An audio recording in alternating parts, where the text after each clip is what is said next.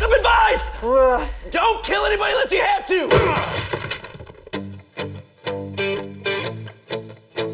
We make it look like a murder. We clean our tracks. We take the money, pin it on someone else. Have you done this before?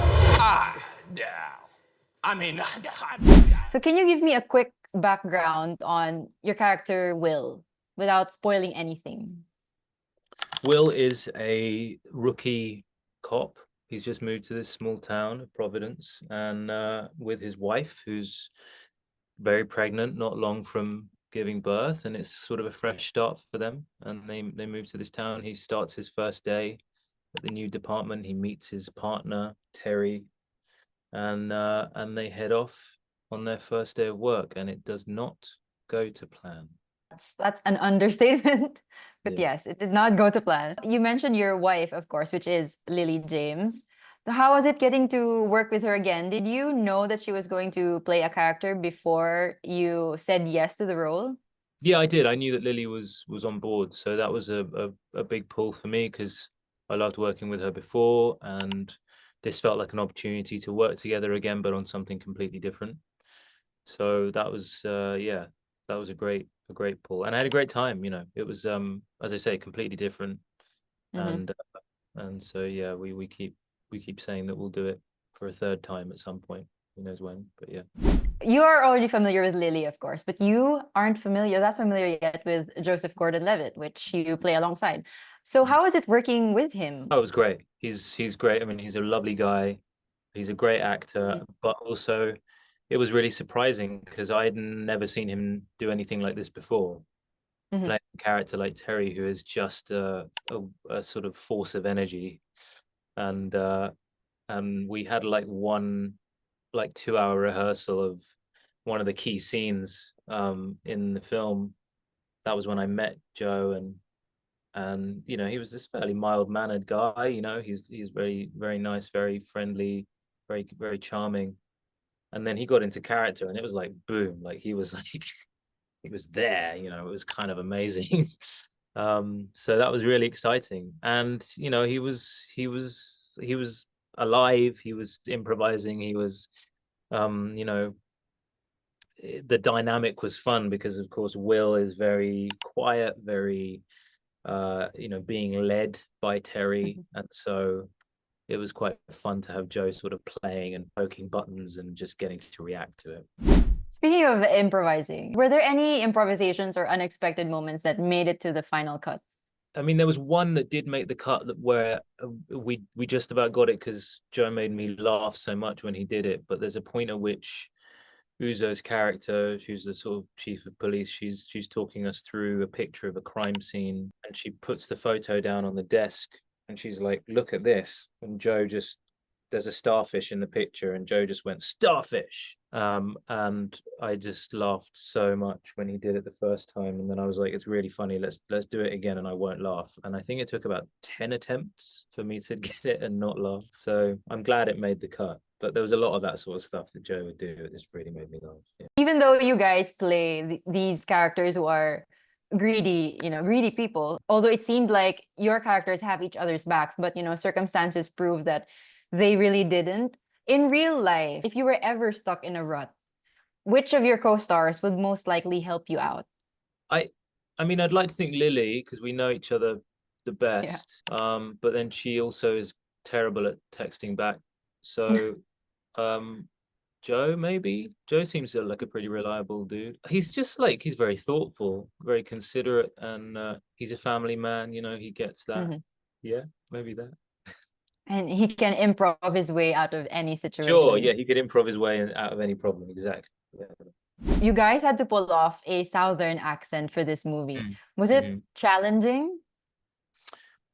To some degree, yeah, there's specifics to it. Although we weren't really tied to any specific place in reality, because Providence is a fictional town. So we kind of just aimed for the area in which we were shooting, which was North Carolina.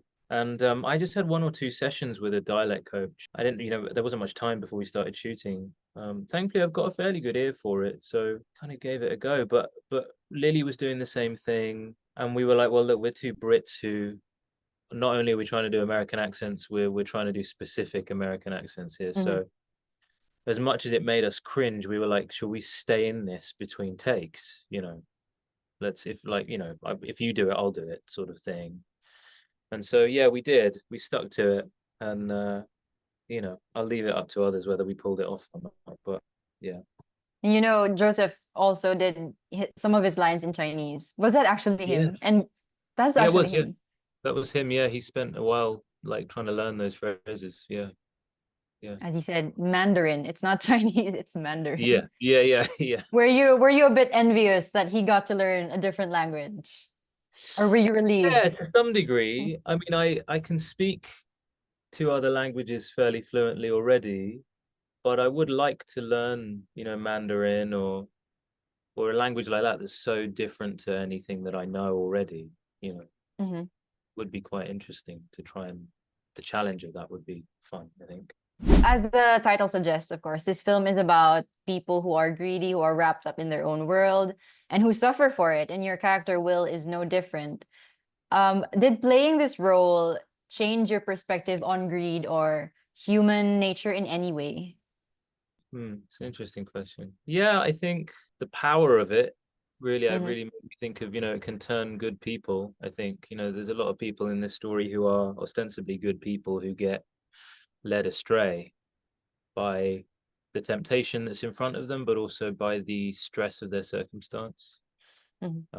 and what they perceive to be the correct sort of moral ethical choice, which actually ends up getting them in deeper trouble. So I think it did make me think about the fact that you really should stop and take a minute if you're if you're if you're confronted by like a fork in the road. Your instinct might tell you to go one way, and usually that's probably correct, but it's always best to just consider it for a moment. In the movie, Chetlo, the husband, asked his mistress, "Is it wrong to want to be happy, to live our life guilt-free?" So reflecting on this, when was the last time you indulged in something that you truly wanted without the fear of what other people might think?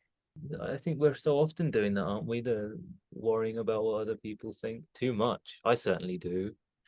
Trying to get better at that. Maybe you wanted a role and then you were like, I don't care what other people think. I'm auditioning for this role. Gosh, no. I think maybe I should do that a bit more often. I bought a camera recently, and that was sort of an indulgence to some degree because I've got other cameras. I didn't need it, Mhm. but anyway, and that was just for me, I suppose. Yeah. And lastly, for me, how do you hope the movie will resonate with the audience? I hope it resonates with them in the sense of, you know, these sort of interesting moral ethical dilemmas that you're talking about. I think they're always fun to sort of have in a movie because it leaves people talking afterwards, especially the way this story goes. I think people will be talking about it afterwards. But also I just think it's a real thrill ride, this movie, you know. I think especially, you know, the climax is so exciting, you don't know where it's going to go. And yeah, I hope people enjoy that.